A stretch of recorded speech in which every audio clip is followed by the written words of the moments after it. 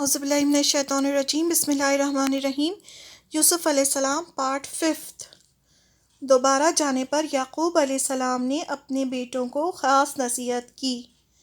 یعقوب علیہ السلام نے اپنے بیٹوں کو کچھ نصیحتیں کیں۔ جب وہ دوبارہ غلہ لینے جا رہے تھے تو انہوں نے کچھ نصیحتیں کیں۔ کہا، تم سب بھائی ایک دروازے سے داخل نہ ہونا، یعنی جب شہر میں جانا تو ایک دروازے سے داخل نہ ہونا، کیونکہ ان کی بھی یوسف علیہ السلام کی طرح پرسنالٹی تھی کہ کہیں انہیں نظر نہ لگ جائے۔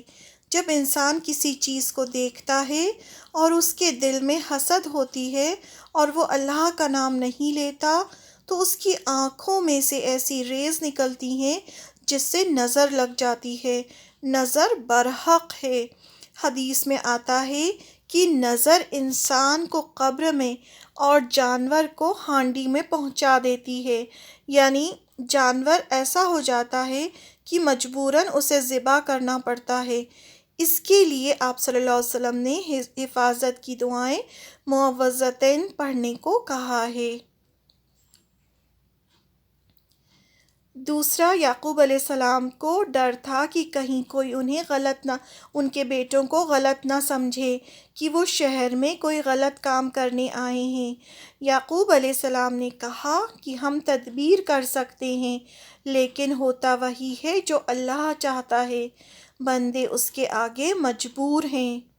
تدبیر کر کے معاملہ ہمیشہ اللہ پر چھوڑ دینا چاہیے۔ ان کے بیٹے ویسے ہی داخل ہوئے جیسے یعقوب علیہ السلام نے انہیں داخل ہونے کے لیے کہا تھا۔ اب وہ پھر یوسف علیہ السلام کے سامنے آئے۔ وہ پھر یہاں فلسطین سے پہنچے مصر، کیونکہ ان کا سارا غلہ ختم ہو گیا تھا۔ تو جیسا یعقوب علیہ السلام نے انہیں شہر میں داخل ہونے کے لیے کہا تھا کہ الگ الگ داخل ہونا، تو وہ ویسے ہی داخل ہوئے اور پھر محل پہنچے۔ محل میں وہ پھر یوسف علیہ السلام کے سامنے پہنچے۔ یوسف علیہ السلام اپنے چھوٹے بھائی کو دیکھ کر بہت خوش ہوئے۔ اب وہ اپنے ساتھ میں 10 بھائی اپنے ساتھ میں بنیامین کو بھی لے کر آئے تھے۔ یوسف علیہ السلام نے کہا تھا نا، اگر بنیامین نہیں آئے تو کوئی غلہ نہیں ملے گا۔ یوسف علیہ السلام کی اپنے چھوٹے بھائی سے ملاقات۔ یوسف علیہ السلام اپنے بھائی بنیامین کو دیکھ کر بہت خوش ہوئے۔ انہوں نے چپکے سے بنیامین کو اپنے پاس بلایا، اپنے پاس بٹھایا اور بتا دیا کہ میں تمہارا بھائی یوسف ہوں۔ یہ لوگ جو بھی تمہارے ساتھ کرتے ہیں اس کا غم نہ کرو۔ اب اللہ کی تدبیر شروع ہوئی، یہاں سے اللہ کی پلاننگ۔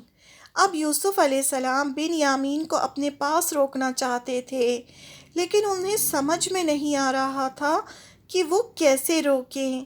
اللہ تعالیٰ نے ان کے دل میں ڈالا اور انہوں نے ایک پلاننگ جو تھی اللہ تعالیٰ نے ان کے دل میں ڈالی۔ انہوں نے شاہی پیالہ چپکے سے اپنے چھوٹے بھائی کے سامان میں رکھوا دیا۔ پھر ایک پکارنے والے نے پکارا، اے قافلے والوں، تم لوگ چور ہو۔ یوسف علیہ السلام کے سارے بھائی پلٹے اور پوچھا، آپ کیا کہہ رہے ہیں؟ آپ کی کیا چیز گم گئی ہے؟ انہوں نے کہا، ہمیں بادشاہ کا شاہی پیمانہ نہیں مل رہا، اور جو اسے ڈھونڈ کر لائے گا اسے ہم اونٹ بھر کر غلہ دیں گے۔ یوسف علیہ السلام کے بھائیوں نے کہا، ہم چور نہیں ہیں۔ یوسف علیہ السلام کے بھائیوں نے کہا، ہم لوگ یہاں کسی قسم کا فساد کرنے نہیں آئے ہیں، نہ ہی ہم لوگ چور ہیں۔ یوسف علیہ السلام کے ساتھیوں نے کہا، اگر تم جھوٹے ہوئے تو پھر کیا سزا ہوگی تمہارے قانون میں؟ بھائیوں نے یعقوب علیہ السلام کی شریعت میں چور کی سزا بتائی۔ یوسف علیہ السلام کے بھائیوں نے کہا، ہمارے یہاں جو چوری کرتا ہے وہ جس کی چوری کرتا ہے اس کا غلام بنا دیا جاتا ہے۔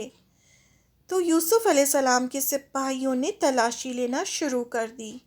انہوں نے کیا کہا، ہماری شریعت میں کیا ہے؟ یعقوب علیہ السلام کی شریعت میں یوسف علیہ السلام کے بھائیوں نے کہا کہ جو بھی اگر چور پکڑائی میں آتا ہے پکڑا جاتا ہے تو وہ پھر اس کی غلامی کرتا ہے جس کی چوری کی ہوتی ہے۔ تو یوسف علیہ السلام نے یوسف علیہ السلام کے جو سپاہی تھے انہوں نے تلاشی لینی شروع کر دی، تو بن یامین کے سامان سے وہ پیالہ نکلا۔ اب اللہ تعالیٰ فرماتے ہیں بادشاہ کے قانون میں کوئی ایسا آپشن نہیں تھا جس سے وہ اپنے بھائی کو اپنے پاس رکھ سکتے، لیکن یہ سب اللہ تعالیٰ نے ان کے لیے آسان کر دیا۔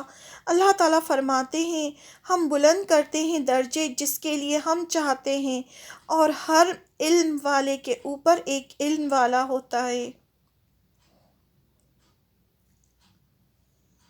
اب جب بھائیوں نے دیکھا کہ پیالہ بن یامین کے سامان سے نکلا ہے تو کہنے لگے اس کے بھائی نے بھی چوری کی تھی۔ اب بالکل بدل گئے۔ ان کا اشارہ یوسف علیہ السلام کی طرف تھا۔ وہ یہ بتانا چاہتے تھے کہ یہ ہمارا سگا بھائی نہیں ہے، اور اس کا بھائی دونوں خراب تھے، ہم نہیں ہیں۔ یہ بھی شو کرتا ہے کہ ابھی بھی ان کے دل میں یوسف علیہ السلام کے لیے نفرت تھی۔ یوسف علیہ السلام نے پھر صبر کیا۔ یوسف علیہ السلام کو سن کر بہت غم ہوا کہ وہ جھوٹا الزام لگا رہے ہیں۔ انہوں نے اپنے دل میں کہا اللہ تعالیٰ خوب جانتا ہے کہ یوسف چور تھا یا نہیں۔ وہ سمجھ گئے کہ ابھی بھی ان کی ذہنیت ویسی ہی ہے، وہ لوگ چینج نہیں ہوئے ہیں۔ اب بھائیوں کو اپنے والد سے کیا ہوا وعدہ یاد آیا۔ اب یوسف علیہ السلام کے بھائیوں کو یاد آیا کہ وہ اپنے والد سے وعدہ کر کے آئے تھے کہ چھوٹے بھائی کو صحیح سلامت لائیں گے، تو انہوں نے بہت ریکویسٹ کی یوسف علیہ السلام سے کہ آپ لوگ احسان کرنے والے ہیں، بن یامین کی جگہ ہم میں سے کسی ایک کو رکھ لیجئے، لیکن اسے جانے دیجئے، اس کے والد بہت بوڑھے ہیں، ضعیف ہیں، وہ یہ صدمہ نہیں سہ پائیں گے۔ یوسف علیہ السلام نے کہا ہم ظالم نہیں ہیں، جس نے چوری کی ہے اسی کو رکھیں گے، کسی اور کو کیسے رکھ سکتے ہیں؟ جب یہ سارے بھائی مایوس ہو گئے تو ایک جگہ سب نے مل کر مشورہ کیا کہ اب کیا کریں۔ ان کے بڑے بھائی نے کہا کیا تمہیں یاد نہیں کہ ہمارے والد نے اللہ کو گواہ بنا کر ہم سے قسم لی تھی کہ چھوٹے بھائی کی ہم حفاظت کریں گے؟ میں تو یہاں سے نہیں جاؤں گا، میں اپنے والد کا سامنا نہیں کر سکتا جب تک کہ وہ معاف نہ کر دیں یا اللہ کوئی راستہ نہ نکالے۔ بڑا بھائی بہت شرمندہ تھا، اس نے کہا نہیں میں تو یہیں رہوں گا، میں نہیں جاؤں گا، میں نہیں جا سکتا اپنے والد کے سامنے۔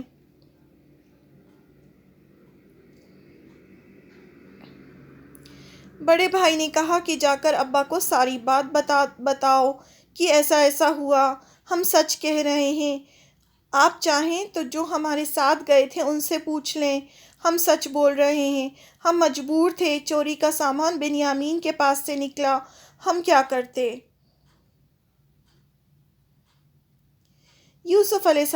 یعقوب علیہ السلام کی صبر کی انتہا ہوئی۔ بھائیوں نے یہ سب جا کر یعقوب علیہ السلام کو بتایا۔ اب یعقوب علیہ السلام بری طرح تڑپ گئے، پہلے یوسف علیہ السلام، پھر اب بن یامین بھی ان سے دور ہو گئے۔ یعقوب علیہ السلام نے کہا یہ تو نہیں بلکہ تم نے اپنی طرف سے بات بنا لی ہے، بس اب صبر ہی بہتر ہے، قریب ہے کہ اللہ تعالیٰ ان سب کو میرے پاس پہنچا دے، وہی علم اور حکمت والا ہے۔ پھر ان سے منہ پھیر لیا اور کہا ہائے یوسف، ان کی آنکھیں رنج اور غم کی وجہ سے سفید ہو چکی تھیں اور وہ غم کو دبائے ہوئے تھے، یعنی اندر ہی اندر گھٹ رہے تھے۔ بن یامین کی خبر سن کر یعقوب علیہ السلام نے پھر صبر کیا۔ یعقوب علیہ السلام کو یقین تھا کہ ان کا بیٹا کسی بھی قیمت پر چوری نہیں کر سکتا۔ ان کو لگا کہ یہ بیٹے پھر کوئی کہانی بنا کر آئے ہیں۔ انہوں نے کہا پھر تمہارے نفس یعنی ضمیر نے ایک برے کام کو تمہارے لیے آسان کر دیا۔ صبر جمیل، یعنی صبر ہی اچھا ہے، مجھے اللہ سے امید ہے کہ وہ دونوں کو میرے پاس لے آئے گا، کیونکہ اللہ کو سارا علم ہے کہ اس کو اس کے پیچھے کیا حکمت ہے، کیا وزڈم ہے وہ جانتا ہے. یعنی ان کو یہ بھی یقین تھا کہ جو کچھ بھی ہو رہا ہے اللہ کے حکم سے ہو رہا ہے اور ان سب کے پیچھے کوئی ریزن ہے اور اللہ تعالیٰ ضرور ان کو میرے پاس لے کر آئیں گے. لیکن اس کے بعد بھی باپ کا دل تھا تو وہ غم سے بھرا ہوا تھا اور وہ اندر ہی اندر گھٹ رہے تھے. یعقوب علیہ السلام یوسف علیہ السلام کی یاد میں تڑپ رہے تھے. سارے گھر والوں سے وہ الگ ہٹ کر ایک کونے میں گئے اور کہنے لگے، ہائے افسوس یوسف. یوسف علیہ السلام کو بری طرح یاد کرنے لگے. وہ بہت سخت غمگین تھے. وہ جانتے تھے کہ یہ اللہ کی مرضی ہے، تب بھی رو رو کر وہ اندھے ہو چکے تھے، غم میں گھل رہے تھے. سب لوگوں نے ان سے کہا، آپ ہمیشہ یوسف کو یاد کرتے رہتے ہیں، ایسے تو آپ خود کو ختم کر لیں گے. یہ سب سن کر انہوں نے کہا، انما اشکو بثی وحزنی الی اللہ. یہ آیت نمبر 86 ہے سورہ یوسف کی. بے شک میں اپنی پریشانی اور غم کی شکایت اللہ سے کرتا ہوں. یعنی جو بھی میری پریشانی ہے میں کسی سے نہیں کرتا اور میں اس کی فریاد صرف اور صرف اللہ سے کرتا ہوں.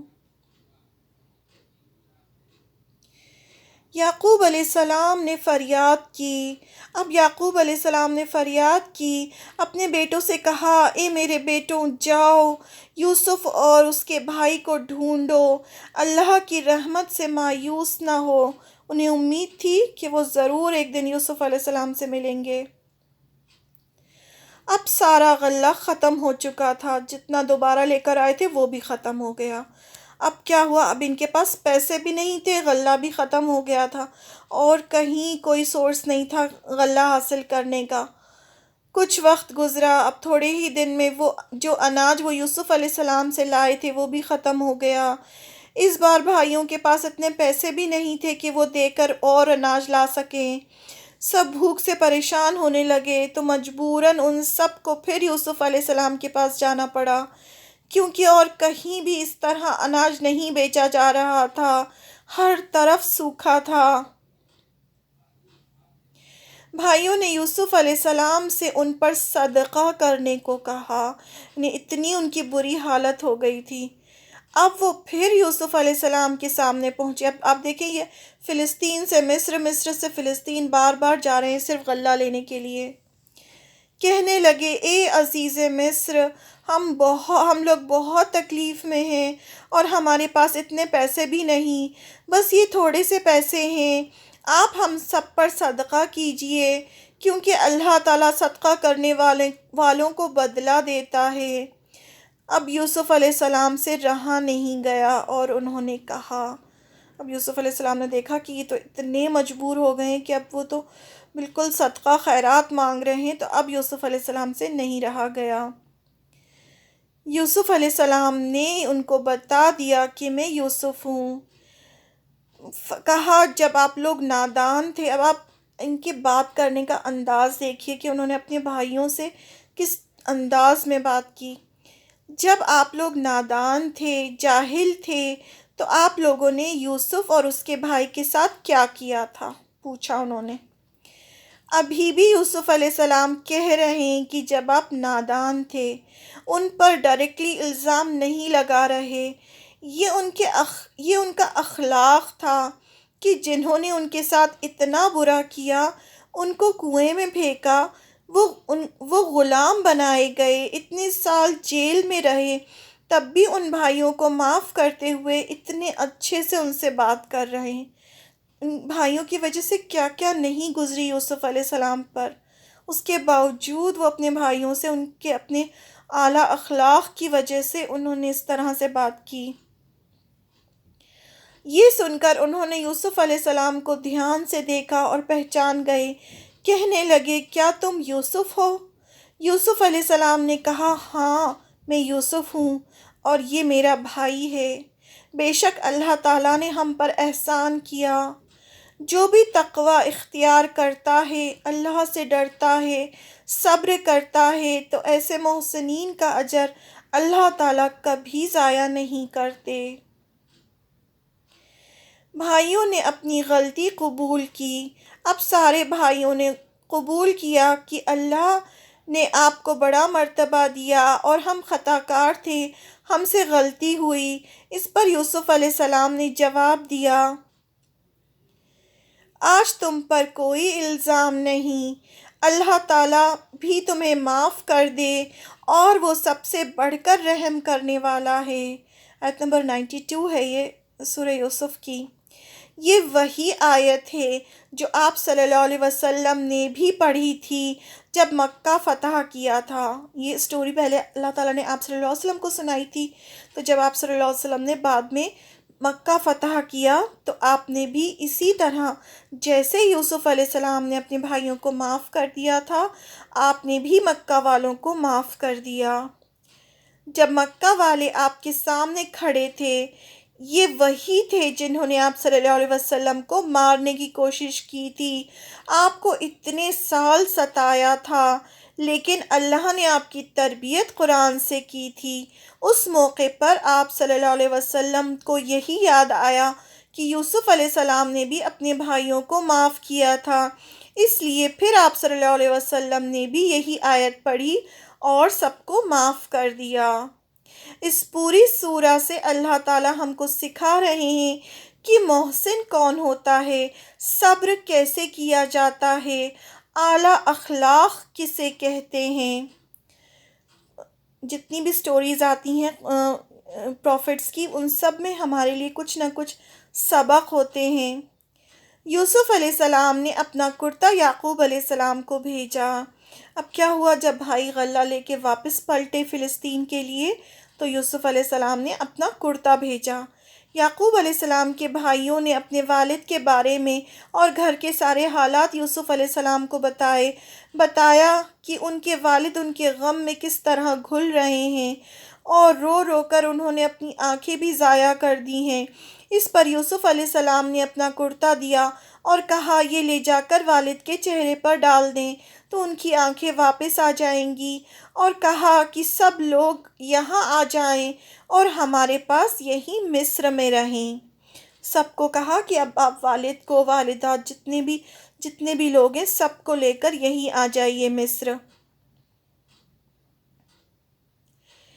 اہل مکہ کو اپنے سوال کا جواب ملا کہ بنی اسرائیل فلسطین سے مصر کیسے پہنچ گئے۔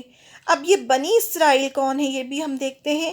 یہ جواب تھا اس کا جو اہل مکہ آپ صلی اللہ علیہ وسلم سے پوچھ رہے تھے کہ بنی اسرائیل فلسطین سے مصر کیسے پہنچ گئے، جس کا جواب اللہ نے قرآن میں پوری سورہ اتار کر دیا۔ اب جیسے ہی قافلہ فلسطین کی طرف چلا تو اللہ تعالیٰ کے حکم سے یعقوب علیہ السلام نے یوسف علیہ السلام کی خوشبو محسوس کرنی شروع کر دی اور کہا کہ مجھے تم بہکا ہوا نہ کہو تو مجھے یوسف کی خوشبو آ رہی ہے۔ ان کے جو گھر والے تھے، جو عورتیں تھیں گھر کی، ان سب سے کہا کہ مجھے تم بہکا ہوا نہ کہو تو مجھے یوسف کی خوشبو آ رہی ہے، کیونکہ یوسف علیہ السلام کا کرتا آ رہا تھا ان کے ساتھ، اور وہ بہت خوش ہوئے۔ سب لوگوں نے کہا کہ آپ کو یوں ہی وہم ہو رہا ہے۔ جب سارے بھائی یعقوب علیہ السلام کے پاس پہنچے اور دونوں کی خوشخبری دی اور وہ کرتا یعقوب علیہ السلام کے اوپر ڈالا تو اللہ تعالیٰ نے ان کی آنکھیں لوٹا دیں۔ یعقوب علیہ السلام کہنے لگے، کیا میں نے تم سے نہیں کہا تھا کہ میں اللہ کی طرف سے وہ باتیں جانتا ہوں جو تم نہیں جانتے؟ اب سارے بیٹے بول پڑے کہ ابا جان، اب ہمارے لیے اللہ سے دعا کیجئے کہ ہماری مغفرت کرے، ہمیں معاف کر دے۔ یعقوب علیہ السلام نے کہا، میں ضرور تم سب کے لیے اللہ سے دعا کروں گا، بے شک وہ معاف کرنے والا ہے۔ اب سب لوگ ایجپٹ یعنی مصر شفٹ ہو گئے۔ یوسف علیہ السلام نے اپنے ماں باپ کو شاہی تخت پر بٹھایا۔ یہ ان کی سگی ماں نہیں تھیں، کیونکہ سگی ماں کا تو بچپن میں ہی انتقال ہو گیا تھا۔ انہوں نے کہا، آپ لوگ سب یہاں امن کے ساتھ رہیے۔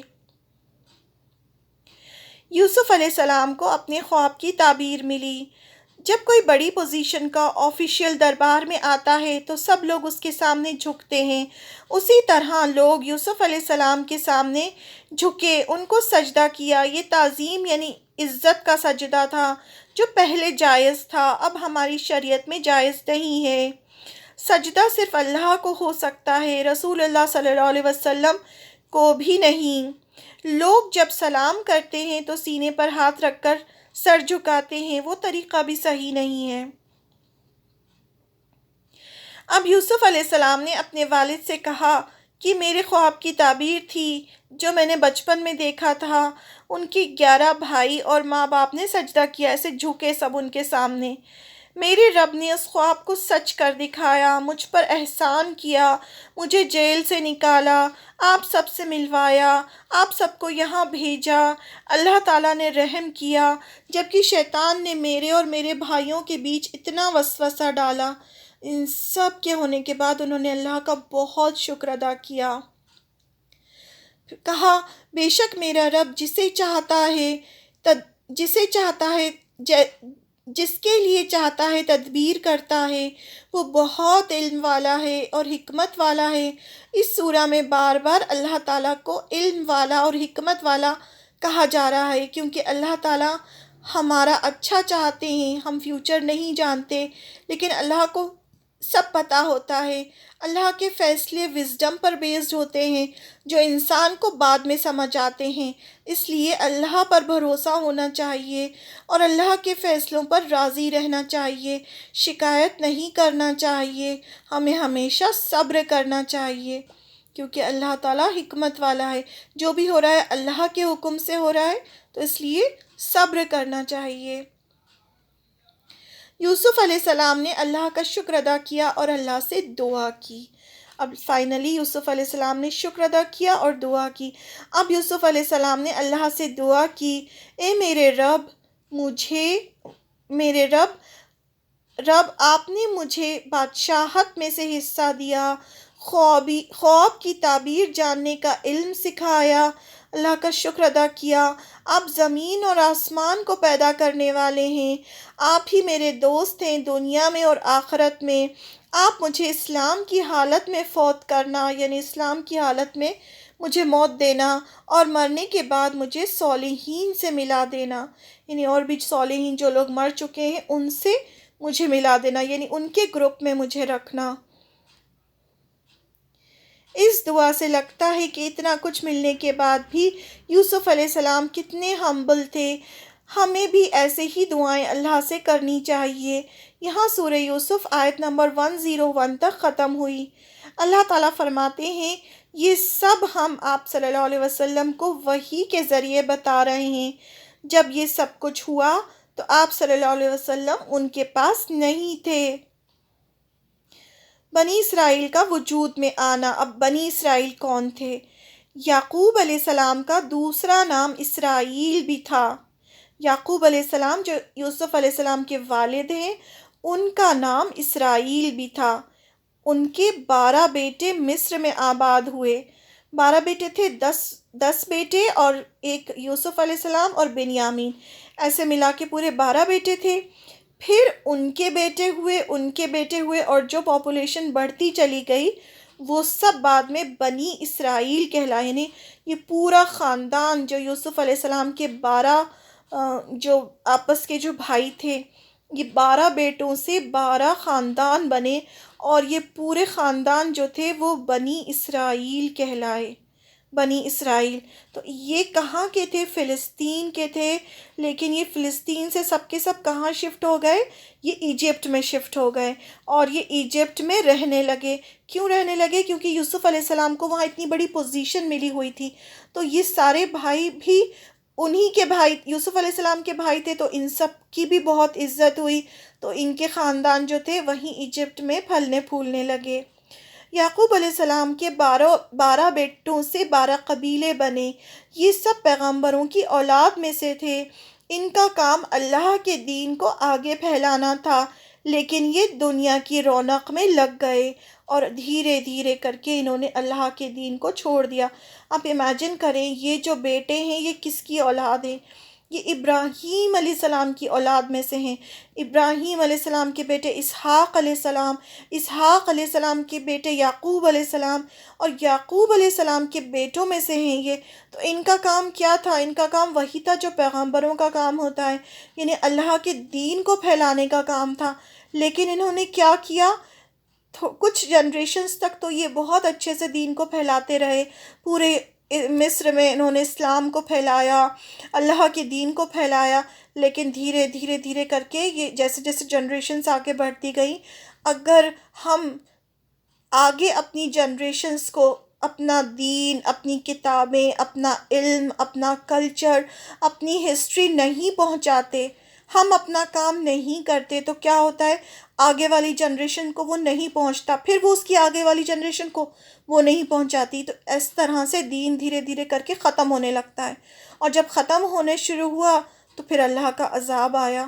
اللہ کا عذاب ایسے آیا کہ ان کا پورا خاندان پیغمبروں کا خاندان تھا، سب ان کو اسی طرح پہچانتے تھے، لیکن جب انسان کو دنیا ملتی ہے اور وہ اللہ کو بھول جاتا ہے اور اپنی ذمہ داریاں پوری نہیں کرتا تو اللہ کی سزا بھی سخت آتی ہے۔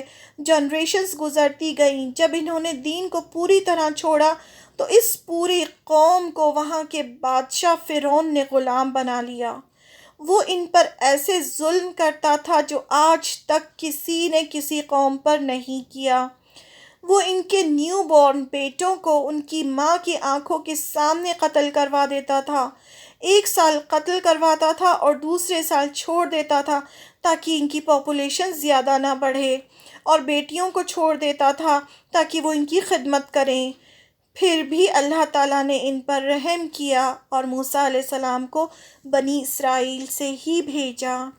اس کے بعد آگے ہم انشاءاللہ موسیٰ علیہ السلام کی سٹوری کریں گے۔ اس سٹوری سے اللہ تعالیٰ نے ہمیں بہت ساری باتیں سکھائی ہیں۔ اللہ تعالیٰ ہمیں عمل کرنے والا بنائے، آمین۔ تو جتنی بھی سٹوریز ہوتی ہیں پروفٹس کی، سب میں ہمارے لیے کچھ نہ کچھ سبق ہوتا ہے، اور اللہ تعالیٰ اتنی ہی سٹوری سناتے ہیں جتنی ہمیں ضروری ہوتی ہے، اور جتنی ہمیں اللہ تعالیٰ نے قرآن شریف میں بتا دی بس ہمیں اتنی ہی سمجھنی ہے، ہمیں اس کے آگے پیچھے پوری سٹوری بنانے کی کوشش نہیں کرنی ہے۔ اگر ایسا ہوتا تو اللہ تعالیٰ خود ہی پوری سٹوری بتا دیتے، لیکن جتنی ضروری تھی اللہ تعالیٰ نے ہمیں بتا دی۔ تو الحمدللہ، اللہ کا شکر ہے، یہ بہت بڑی سٹوری تھی یوسف علیہ السلام کی، اور اسے اگر ہم یہ پوری سٹوری اچھی طرح سے سمجھ لیں گے تو پوری سورہ یوسف ہمیں سمجھ میں آ جائے گی۔ سورہ یوسف آلموسٹ 1 پارے کے برابر ہے، تو انشاءاللہ اس طرح سے ہمارا 1 پارہ ہو جائے گا۔ سبحانک اللہم و بحمدک، اشہد ان لا الہ الا انت، استغفرک و اتوب الیک۔ السلام علیکم ورحمۃ اللہ وبرکاتہ۔